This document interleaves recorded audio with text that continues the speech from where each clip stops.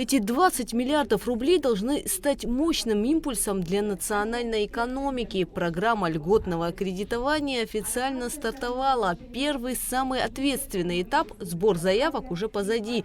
Он длился чуть больше месяца, с 7 апреля по 15 мая. За это время в Министерство экономики поступило 26 масштабных бизнес-проектов. Минимальная стоимость – 50 миллионов рублей. Собственные средства предпринимателя должны составлять не менее 10% суммы. География участников охватывает практически всю республику, от Гагры до Гала. Новые предприятия могут появиться даже в самых отдаленных селах. Что касается направлений, то здесь приоритеты бизнеса очевидны. Главные ставки предприниматели делают на туризм и сельское хозяйство – ключевые локомотивы экономики страны. Впрочем, одобрения пока не получил никто. Проекты находятся на стадии детального анализа. Окончательное решение за членами межправительственной комиссии. Оценивать будут не просто прибыльность, а социально-экономический эффект для республики. Предпочтение дается инициативам, направленным на развитие переработки сельскохозяйственной продукции, промышленности, создание новых мест размещений. Это основные направления, по которым, в принципе, и приходили заявки. Из поданных заявок можно сказать, что основной пул заявок связаны с как раз таки созданием новых мест размещений.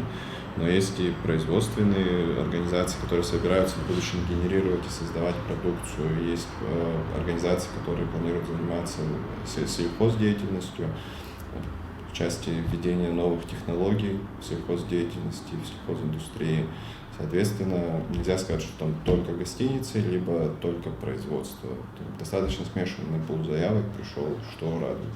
Хорошая новость для тех, кто не успел подать документы в первый поток или прямо сейчас дорабатывает свой бизнес-план. Шанс получить льготное финансирование еще есть. Уже в конце этого лета будет объявлен второй этап отбора проектов. Время на подготовку качественной заявки пока есть.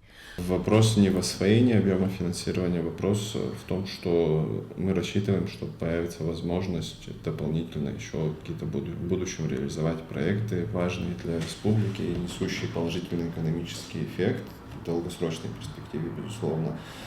И планируем, что наши возможности позволят организовать еще и второй этап приема заявок. О том, что эта схема эффективно работает, говорят реальные примеры. Благодаря аналогичным программам поддержки в республике уже запущены и успешно функционируют флагманы местного производства.